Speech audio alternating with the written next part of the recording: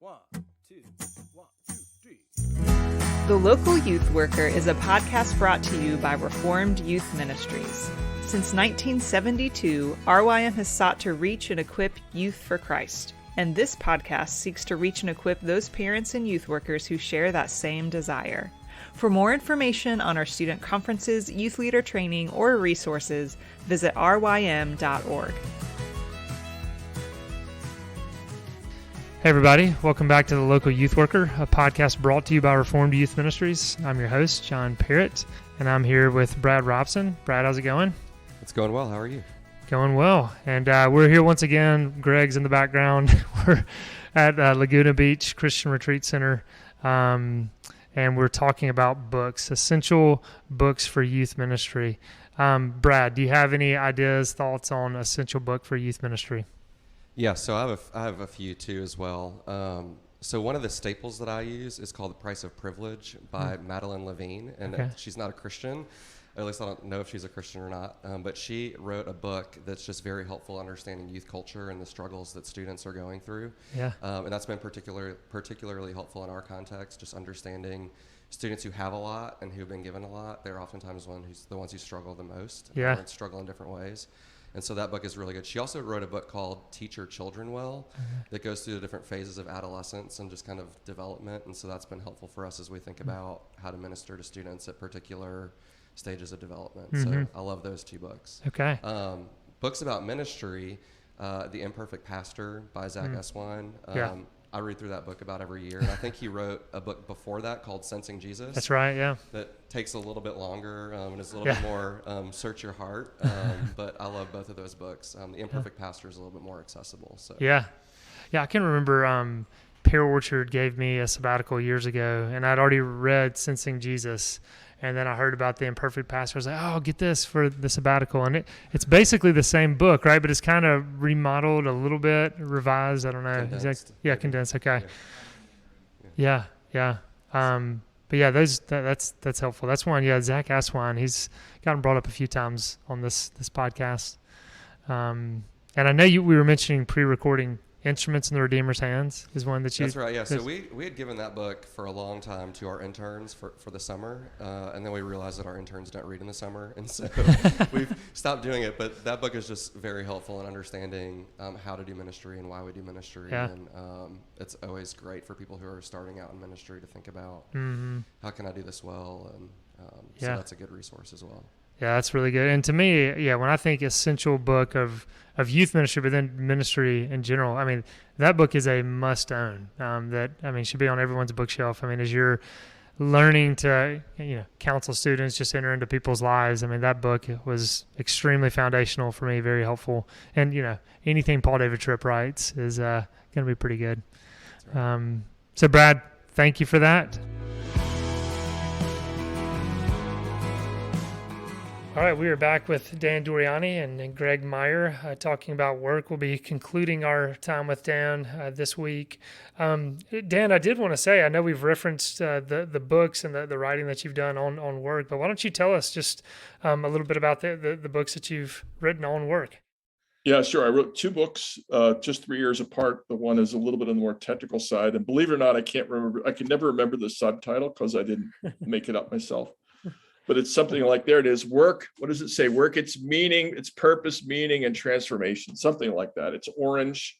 It's about 250 pages. And I wrote a very short one called Work That Makes a Difference. That's for use in Bible studies in churches. It's, like 8 chapters of 10 pages each. So nobody can say, oh, it's too long, I can't read it. You can read it. Trust me. Too much work, right? It's too much work, right? So those are the two things I've written that are published as books on the topic of work. Yeah. Well, again, thank you for your I was going to say work and all that. I'm not trying to play on words there, but just the dad jokes. I know I did not even. It's just natural now, right? Yep. So I did want to ask you just kind of some distinction between, I'm thinking of people who, they have an occupation, they have a vocation, they're at the office and they're working hard and they're thinking, well, now I need to go home and get some rest or whatever, but they're actually just putting on another hat of responsibility. They're a father, they're a mother, they're, spouse, whatever. I'd love for you to talk to us a little bit about that and distinctions. Yeah, people have observed many times that it's helpful to have either a little bit of a commute, or if you live real close to your work, to just walk. Some people even do things like work in their basement, and then they get up and walk around the house and change clothes when they're done working, just to signify to spouse or children, okay, it's different now. I'm no longer working at my job, which doesn't mean you're not working.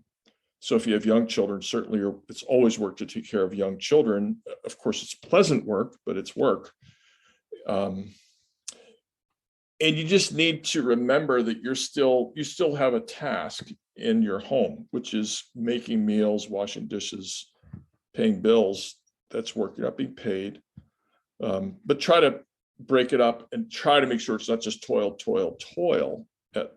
So, in our family, we would just often share what's the most interesting or important thing that happened to you today, and just riff on that. And that's not work. We're not just eating, gobbling our food down and running on to the task that awaits us. And, story time, and make it interesting, or else you may be, the floor may be taken away from you. Hold the floor, tell a good story, and, play games and so forth. And then you can do the dishes and pay the bills. Yeah, that's helpful. Greg, I'd love for you to jump in as well. Sure. Yeah. And I'm thinking on kind of two levels with this next question, thinking about youth workers, which unfortunately oftentimes can be, transient type of work. But also thinking of the teenagers that these youth workers are speaking to, who are trying to make all kinds of decisions and feeling increasing pressure, younger and younger ages, about, what do I want to do? What do I want to study? What do I want to major in? And feel like you've got to set that track younger age. But the question is, how do you make the sense of the difference between, this is a job that I'm called by God to work right now, and this is a calling, or this is, my greater vocation in life? What's the difference between those, and how can we think about those type of things? Right. So at one level, think back to everybody being a farmer, 80% plus being farmers 200 years ago. To some extent, you have to work so you can have food, clothing, and shelter, right? And that might mean for a teenager, you just have to have a job. You could be washing dishes at a restaurant, or serving, bussing tables at a restaurant. That's certainly not many people's idea of a vocation. So what makes a vocation? Ordinarily, it includes things like a personal desire. That is to say, I want to do this. I'm interested in this. And then somebody saying, we see that also. We see that you want to be a trombonist, and it's not an easy instrument, and you're really picking it up fast. Way to go. Maybe you are a musician. And then, of course, that's what everybody says, internal call, external call. But we also have to say things like God sends gifts to us. God gives us opportunities to develop those gifts. God gives us mentors who help us hone those gifts. So we don't want to forget God in that process. So when we have a desire, when we have people confirming that you have some ability, when there's some fruitfulness, when you do your work with a smile, it's not, you can do work well and be very anxious and actually hate the work, right? So you're doing it with a sense of pleasure and satisfaction, delighting in your toil. Those are all the kinds of things that lead us to think I have a calling. Now, some callings, some like youth work, which is, late at night, and there's a toll it takes on most people, not everybody, but on most people. And they begin to say, well, I've got a lot of skills here, and I want to maybe apply them with adults, and my children are getting older maybe, and I want to have a more sensible schedule so I can be a good dad or good mom. And so the principle that I would apply, I'll stop with this because I know I've been talking a little bit long here, is what I call stay unless because, and that comes from 1 Corinthians chapter 7, which basically says, were you a Jew when you were called, circumcised, uncircumcised? Were you a slave when called? Amazingly, Paul says, don't let it bother you. That's how God called you. But he also says, if you can gain your freedom, do so. So stay unless you can move to something that's more clearly God's will for you. And then he offers typically a because, a reason. In this case, if you're a slave, you gain your freedom because you have more capacity to serve God when you're not beholden to an earthly master. But that's staying less because principles kind of woven here and there throughout Scripture. You don't just leave. You leave when God gives you a pretty strong reason to leave. And there's got to be a biblical rationale for leaving, other than I'm sick and tired of this. I hate my boss. That's not an adequate. I mean, it could be if you have a truly monstrous boss, it could be, but I simply hate my boss right now is not a good enough reason to change vocations. Mm-hmm. So along the lines of calling, I've heard this said by honestly most often NBA players, but they're saying, I'm working on my craft. You ever heard people say that? And I think LeBron James says that a lot. Other guys do. I think for youth workers, but also students as they're growing up, they're wondering, what is my craft? Everybody is promoting whatever their craft is on social media as well, and I think there's a lot of anxiety about like what is my craft? If I don't have a craft or something like this, am I just a waste of space here? And am I, what am I do with my life if I don't have something like that? And how does somebody move into discovering what that could be, or is that even necessary? Do you have to have a main thing that's your thing to live life well? Well, it is good to do things like drive a truck that delivers food. Not many people would call that a craft, although it certainly actually does take skill to drive a truck in many circumstances. People work on assembly lines, producing good product that people need, and that's good work. Most people wouldn't call that a calling or a craft, although we all know that some people drive trucks and are better on assembly lines than other people, and so you could call it a craft. I love to refer people to a book called Range by a man named David Epstein, who says we still live in a world of generalists, and if you're not sure what to do with your life, just keep trying things, not wildly different things, but things that have some continuity with each other. So maybe you want to be a singer. Let's say you want to be a headlining singer. You may very well end up being a sound engineer because your voice is good, but it's not that good. It's not good enough to be at the apex of the position. You may end up filling in, you may play a little bit, but your actual gift is in getting rid of stray noise. And you're better at that than anybody else. And believe me, that's needed to make really high quality recordings, right? And to fix the sound. So try stuff in your field and contiguous to your field. So, you're a biologist, maybe you can go into biochemistry, you're a chemist, maybe you can go into physical chemistry or engineering chemistry, chemical engineer. And that's the way a lot of people find their way to their best use of their highest gifts. So a lot of people start off with youth because they're really good communicators, but they realize, I don't just communicate with my age group. Let's say they're 23 and they start communicating with 27-year-olds. But eventually they realize, I can actually communicate with children, and I can communicate with people who are 40 and 50 and 70, not just 17-year-olds or 13-year-olds. And so by doing different stuff, they find out slowly what God has gifted and called them to do. Yeah, that's helpful. Yeah, Greg, go ahead. So I've had this experience. I'm curious if you have as well. I have seen how some work that I did that was unrelated when I was younger. I was an engineer before going to seminary. There's been good fruit that's come out of that as I've done something different, even pretty different, pretty wildly different. But have you experienced that in some of the former jobs you have? I know on your bio on your book, it has a lot of different things you've done leading up to your time as a professor and a pastor. But where have you seen that bear out in your life? Honestly, I think it hasn't been as direct a line as, like I washed dishes for a while and unloaded trucks. I'm not sure how much unloading trucks has to do with being a pastor. I've never seen a really tight connection between the two. Maybe it's there for me to discover just in a month or two now that you posed this question. But, if you have your eyes open, everything illuminates everything else, right? And, if you wash dishes or unload trucks for a while, you just learn how to get along with people. You learn how to listen to people. You learn empathy. for people that are in jobs that maybe you did for 6 months and it's not your life's work. So I don't have a good answer to it. Maybe John has a good answer to your question, Greg. No, I don't. I don't. If Dan doesn't, then I don't have anything for you, Greg. Sorry.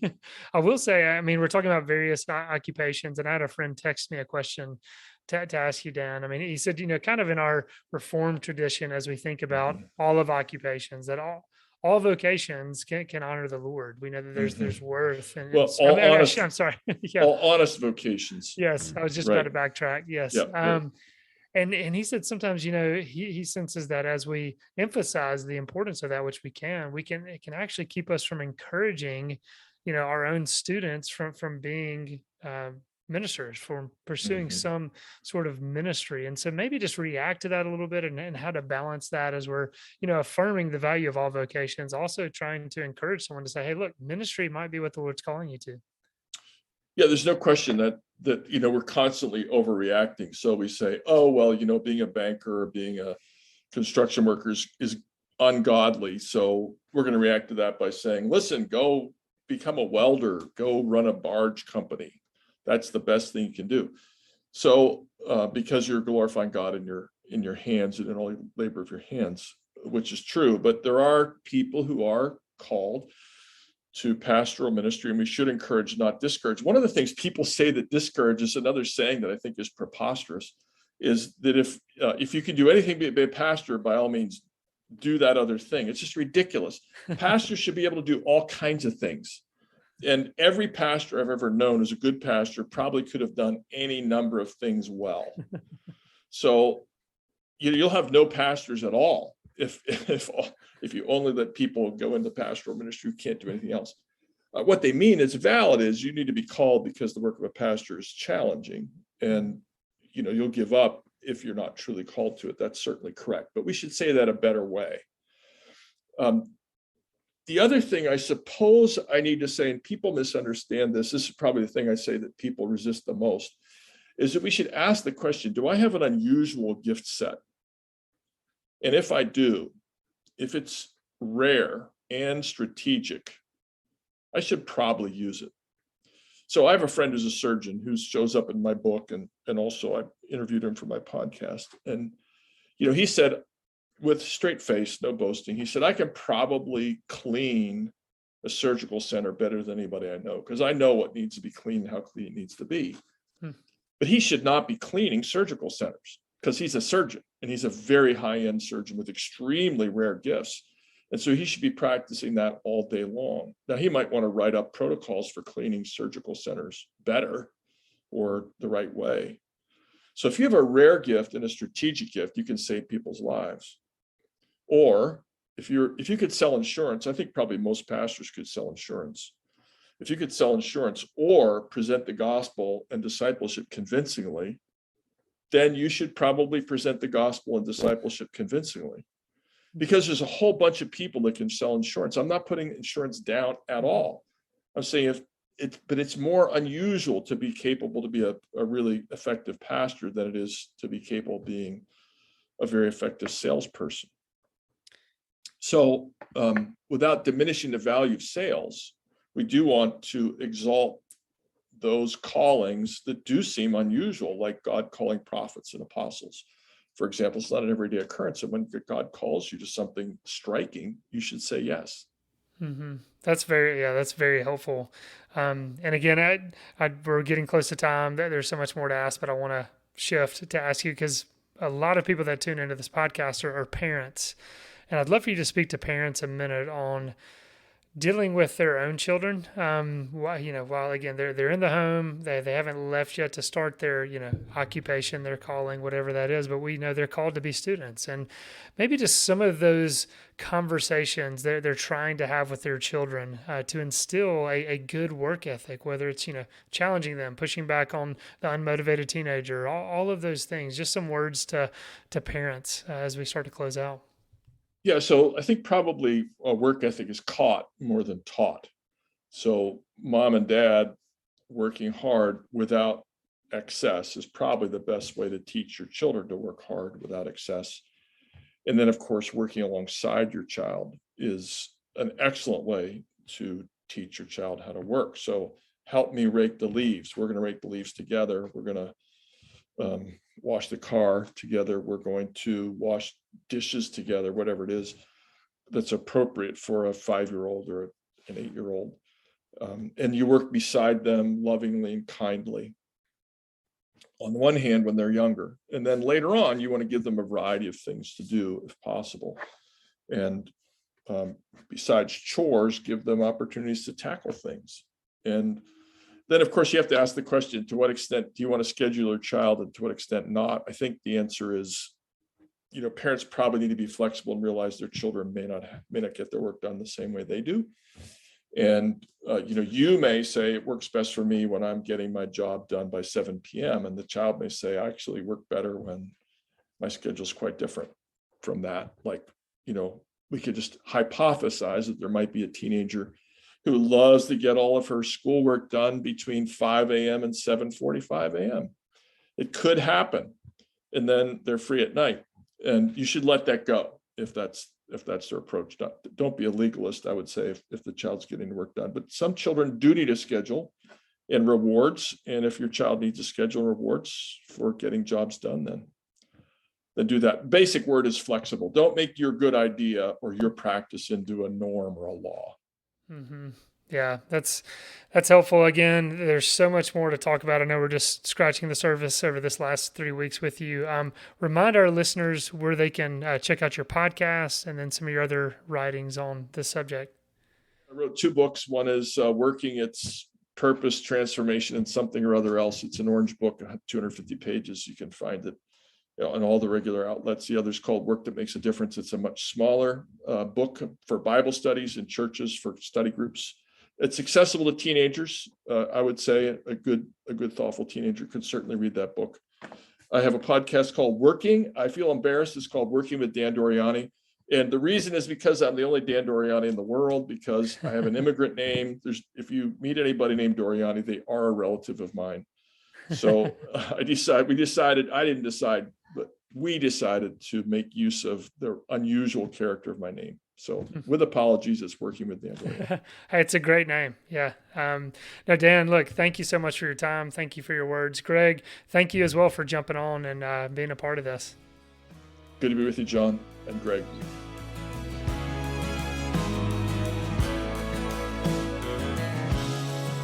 All right, everyone, that was Dan Doriani. I want to thank him again for being on the podcast, and just want to point people to his podcast as well as his books. He's done a lot of great work on the idea of work. Right now I'm here with Kurt Cooper. Kurt, how's it going? Hey, John.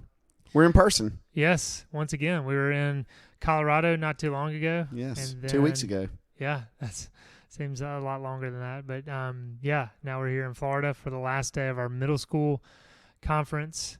Kurt and I were sitting here a little bit beforehand and trying to think of exactly what we're going to talk about here. I know we've kind of been pitching this summer that we're going to be talking about youth ministry FAQs and other questions maybe related to youth ministry. But this one might be a little bit different. I know we had Lynn talk about her elective in Colorado. And Kurt, I've heard a lot of good things about your elective, and I know you're covering a lot of ground in your elective. So maybe we'll talk a little bit about your elective and then maybe some cultural stuff going on at the time of this recording. So, Kurt, why don't you what is the blurb for your elective? I guess maybe let's start there.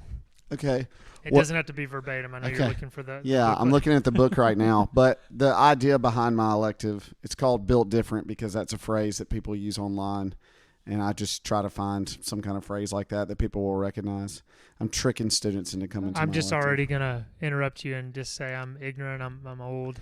Well, I haven't heard built different. People will say that someone's built different if they're like an amazing athlete. They'll say he's, I've heard that in that context. Yeah. So, but then there's that funny video of this guy. It's like an African-American teenager, and he's got an egg between a bicep and his forearm, and he like says, I'm built different, and he flexes and cracks the egg. And then there's like some skinny like middle school white girl who like she has no definition in her arm, and she puts the egg between her bicep and she cracks it, and she's like, it's kind of funny. Like, are you, yes, you're strong, but I don't think that's how you show it. So that's where I saw it first, actually, and I thought that was funny. So, but the idea behind my elective is, why is it okay for you to talk bad about your own hometown, but as soon as someone else talks about your hometown, you get angry?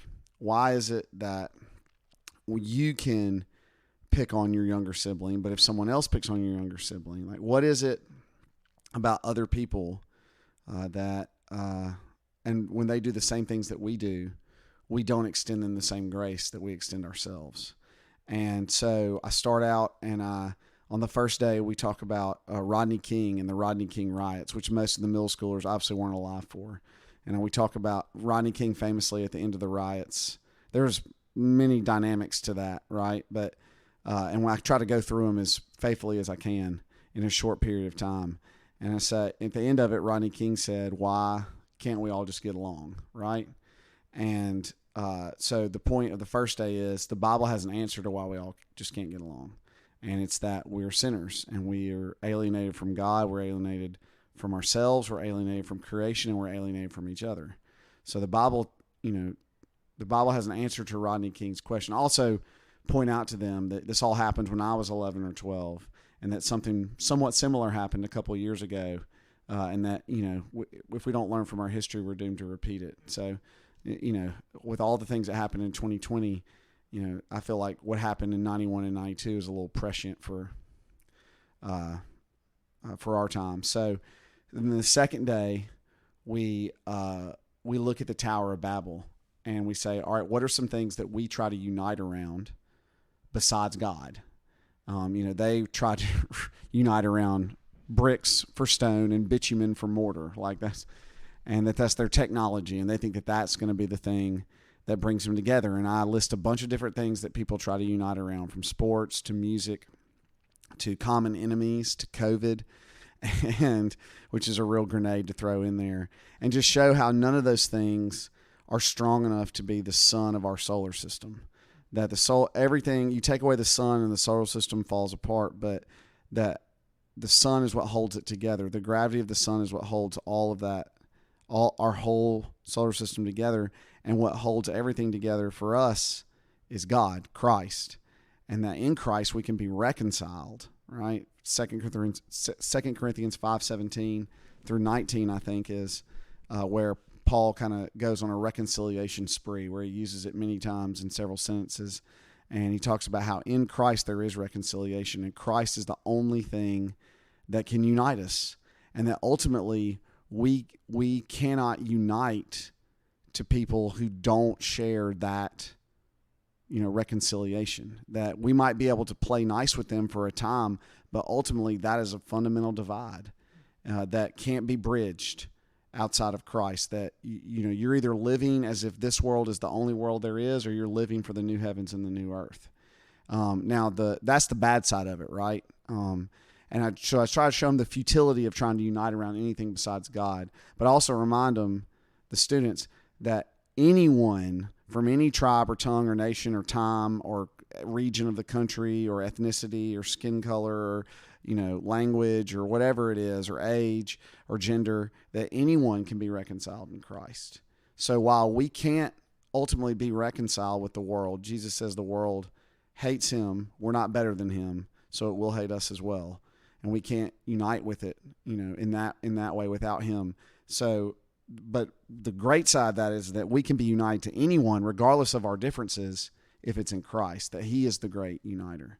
And the third day, we look at Jonah, at the end of Jonah, and we try to look at what does it look like to have your worldview changed by this sacrificial love and this mercy that God shows us. That sacrificial love, we talk about the grace commandment and to love God, and then the second grace, to love your neighbor as yourself. And we talk about Jesus' new commandment, right? To love is, to lay down your life for your friends. With this sacrificial love, when you really try to extend it, what does it look like, and how does it do work on your own soul? And so we look at Jonah's frustration at the saving of Nineveh. And I kind of get in people's kitchens a little bit and rearrange the utensils, because I say, if you read Jonah's anger, Jonah's so angry about his success as being the most successful prophet in the history of the world. He just preaches, just barely preaches, and this wicked city, from the highest to the lowest, they all repent. And he, instead of like signing a book deal, he gets upset, right? He's mad. And he doesn't even mention the fish. It's phenomenal, but he doesn't even mention the fish to him. But he, which is the one thing everyone knows about Jonah, but he gets angry. And what I tell our students is like, there's several reasons why he could be angry. One is he could have his red hat on and be like, make Israel great again. And these people aren't Israel, right? And he's a hyper-nationalist and maybe a racist too. And he doesn't like these people because they're not Israel. And he's only concerned about his people. But maybe he's a critical theorist, right? Maybe it's not that. Maybe it's that he's looking at people, these Ninevites, and being like, these people are oppressors. How dare they receive mercy? They can't receive mercy. They haven't paid for their sins, right? So, whether you're on the right or the left of the spectrum, I think Jonah has something to say to you about anger. And also, he may just be embarrassed because he barely preached to them and they repented. And then think about all the prophets that God sent to Israel. So it's about how God's love and his sacrificial love for us is going to turn our world upside down. And that in order to love people who are different from us, what we have to do is we have to love them as we love ourselves. And how we love ourselves is we extend ourselves mercy. We make excuses for ourselves. When you speak harshly to your wife, your naturally will say, well, it's because you had a headache. If you're short with your kids, it's because someone cut you off in traffic or because you're really stressed from work. Mm-hmm. We extend to ourselves the benefit of the doubt. We extend to ourselves mercy and grace and put all of our sin in context of that. Whereas when we look at other people, outside of Christ, what we do is we say, oh, that person did this or said this and it was wrong. Well, that is their identity and that's who they are. They're canceled. They're done. And we do the exact opposite of what Jesus says. To love our neighbor as ourselves doesn't mean that we affirm everything they did. It doesn't mean that we have to approve of everything. We don't even have to feel fondly for them because we don't always feel fondly for ourselves. This is all from Mere Christianity and C.S. Lewis. But instead, all we have to do to love our neighbor as ourselves is extend the same mercy and benefit of the doubt that we receive in Christ and that we give ourselves so naturally to extend that to other people. So, and that's the key to loving people who are different than you is, culturally, language barrier, any of those things, is receiving the love you've received from Christ and then extending that love outward. So it's not really that difficult. It's not like a high and lofty idea. It's really about the two greatest commandments. So you got to be loved by God and reconciled in Christ. And then if you are loved by God and reconciled in Christ, the natural outworking of that is that you love your neighbor as yourself. Right? Let me say this real quick, kind of side note related. This elective is it was recorded and it will be online. So anyone listening to this, and I mean, part of me is like, if anyone heard a little snippet and they want to push back or whatever, it's like, that was 3 days worth of material condensed in 8 minutes. And so just encouraging people to check out our conference audio. That'll be on our website, and then also posted through our conference audio kind of podcast. So that might be a few months away, but just kind of letting people know to be looking out for that. If people want to push back, talk to John. So yeah, that's right. I guess, I could share your phone number right now, but just curious. You said, you get in, I think you said get in people's kitchen and rearrange their utensils. Yeah. You went after, the right and the left. Are you nervous about doing that? No. Okay. Not even a little bit. No. Have you get excited about it? That's shocking. Have you gotten any pushback from high school Colorado? You did this elective, and then here, any hands going up in there, kind of raising questions? No. People coming up talking to you afterwards? I think if you're an equal opportunity offender, then people won't. If I were to just have hammered on the red hats and said, like, look, nationalism is the core of our problem. That's why we can't love each other. Then I think a lot of people would have been like, hey, hold on one second. But the truth of the matter is I think there's a little bit of both in Jonah, especially if you look at Jonah, is that there's a little bit of both. And, you look at, critical theory and things like that, and you see that in Jonah. You see him. Let's be honest for a second. I say this in the elective, but it's not like Nineveh and Israel were like football rivals who like played a game every year for some trophy. Like, they killed each other. There were people sexually assaulted and raped. There's real oppression that happened. Yeah. And maybe, I don't know the whole like military history, but probably a little bit on both sides if I had to guess. And so there's real grievances. And God extends mercy to these people. And he doesn't say, don't worry, Jonah, later on, they're going to have to pay for it. He doesn't say it. So, and he also doesn't, he doesn't say, don't worry, Jonah, your nation is the only, it cuts against those kind of political ideologies. It cuts both ways. So I don't feel any nervousness in saying it because I'm pretty confident that, everybody's worldview is going to get corrected in heaven, including my own. So if someone is upset and they're like, hey, I don't like that, I was like, good. Because who told you were supposed to be comfortable and have all your ideas affirmed? Not Jesus. Jesus told the lady who was caught in adultery, I don't condemn you. He also said, go and sin no more. Right? He told the lady at the Samaritan at the well in John 4, hey, you're right to say you don't have a husband. You got like 5, or you've had like 5. He just names it, right? And then she doesn't come away from that and be like, he offended me by calling out my sin. It says she goes away into the village and tells them, come and meet a man who told me everything I ever did. So there is an element where I feel no like fear in that. Like, because if we preach or teach the gospel and we're afraid to offend certain sensibilities, then that's the real God that we can't, if we can't offend it, if we can't speak to it. And, I'm sure there are people on the left who'll be like, well, that's not a fair characterization of this. Or people on the right who will say, that's not a fair characterization of this. Okay, I'm fine with that. Like, I've got 45 minutes to teach 11, 12, and 13-year-olds about this. So I'm not going to be able to get into the nuances of like the sources of nationalism or the sources of Marxism or, whatever it is. So, but what I want to do is get them thinking that the main thing that unites them to each other is Christ and not any of these political ideologies, but if you really believe that you're reconciled in Christ, it should affect the way that you think about the world, about government, about all those things.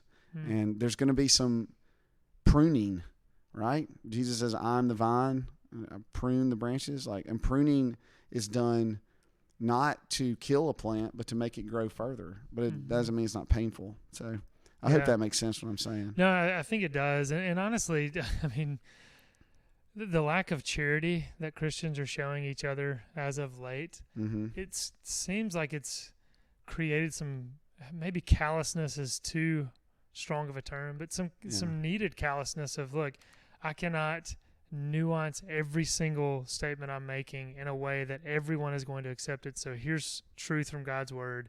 Let it work. And just, think about like how comedy works now and how like everyone, all comedians say that comedy is dying because you're not allowed to offend anyone, right?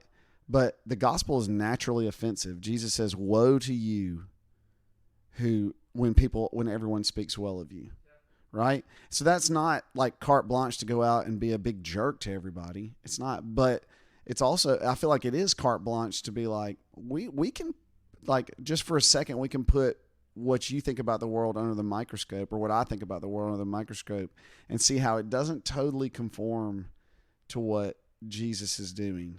That there are some gaps in there, even the best, right? And I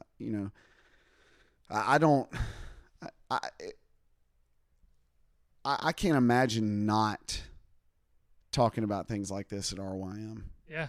I agree. Yeah. I mean, we sometimes are too fearful to talk about subjects that the church absolutely must be the place where these subjects are discussed. Kurt, I know we don't have a ton of time, and I want to be sensitive to this. And I mean, again, to our listeners, some of these have been a little bit shorter because everyone who's coming on the show has students here and has other things going on. Oh, I've got interns that we interviewed. I'm sure they've got it under control. That's true. So Kurt, as you know, middle school Florida, we have a day out where we get some free time. And I was talking to a couple of youth workers yesterday and today, and some of them were going to see movies. And one of them specifically from his church context, he has a committee that approves the movies that his students can watch. And if I'm not mistaken, I think Top Gun Maverick was approved, and down here at Panama City Beach, Indiana Jones and the Temple of Doom was re-released in the theaters. That was approved. Lightyear was not approved for people to see. So, ripping hearts out of a chest in Temple of Doom, that was approved. That was okay. Yeah, but it's not No. okay. So, no, I'm setting it up. That was the kind you're of teeing me up, discussion. and I'm ready to swing. I know. Go ahead. So, So, I hey, mean- balls on the tee. Go for it. Yeah, I'm just saying that this is what happens is, okay. And should we give background? Okay, those who are listening and don't know Lightyear, I have not seen it yet. Kurt, have you seen it? No, I haven't. Okay, so there's a lesbian kiss in this children's movie.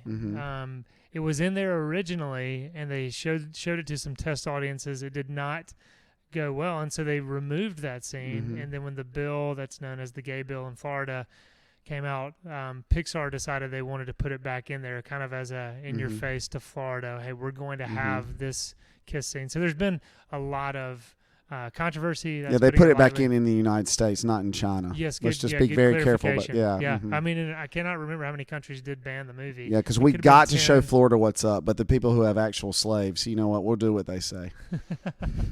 So, okay, there's a lot of things there. Why don't you? We're throwing some grenades in the Yeah. podcast. So let's go ahead and unpack some of that, just some of the thoughts of. Yeah. Sure. I mean, look.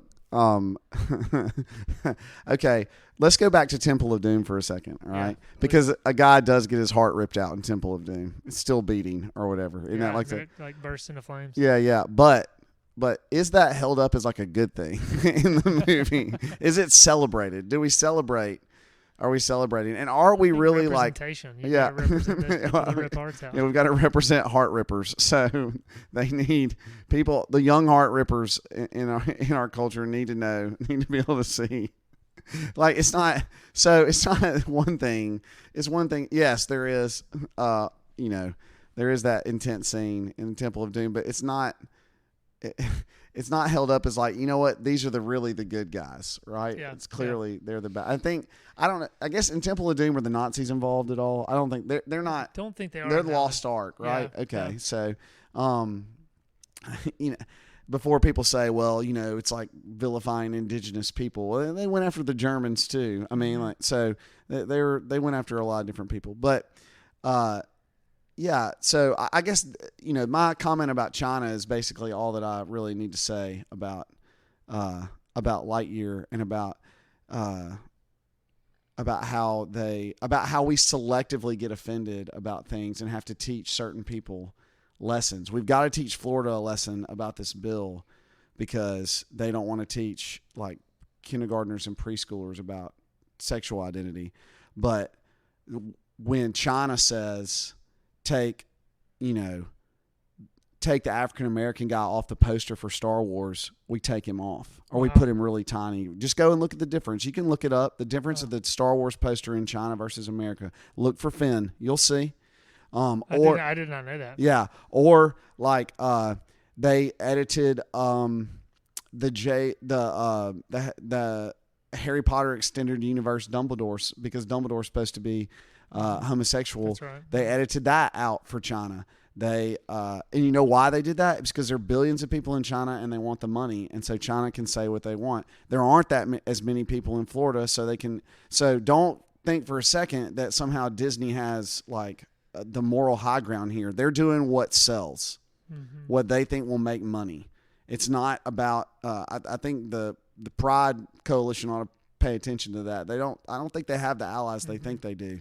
And Kurt, there was part of me as I was kind of wrestling with this just as a father, and I mean I love the Toy Story movies. I think they're great movies, and I was thinking, okay, I want to take my children to see this, and I was thinking, okay, representation. Okay, there are people, there are lesbians in our culture. My children are going to encounter that. So is it okay for my children just to see that on screen, and then I can have conversation with them about that? But there was a helpful article that came out, and I cannot remember who wrote this, and people can go back on Tim Challies' a la carte. He highlights several articles, and the author of the article pointed out representation is not the issue, because he said, we're the Christians that are needing to be represented in our stories. Oh, yeah. And he said, if you look at percentages of the population, the Christians are a larger percent of the population, and they're not being represented in stories. And so, yeah, John, that is a fabulous point. Mm-hmm. Think about how many people in the world are Christians,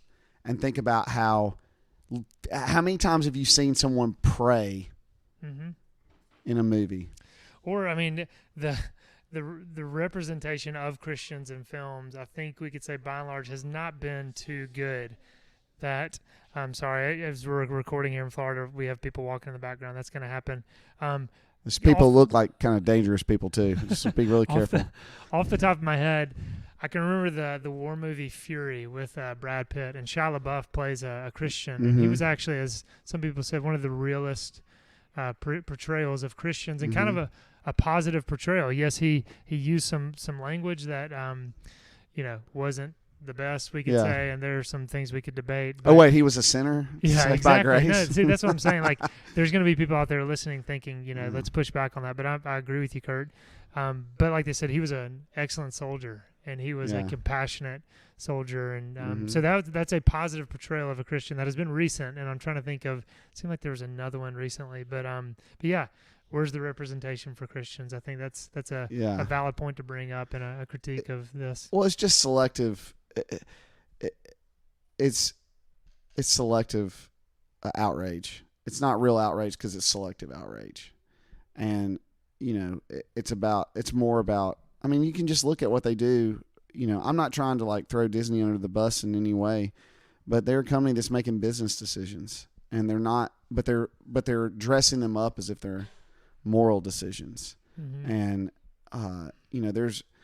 there are plenty of things to be angry about. This is not whataboutism. It becomes whataboutism when you're selectively outraged. When you're just in general outraged at every, injustice, then it's not, then you can, say something, but they're not outraged about all kinds of injustice. They're really selectively outraged about the kind of injustice that they think will help them politically in certain places, and then they are not so mad about it and will even go the opposite way when it helps them politically in other places. And I think it's important to see that. I mean, I don't know who would deny it.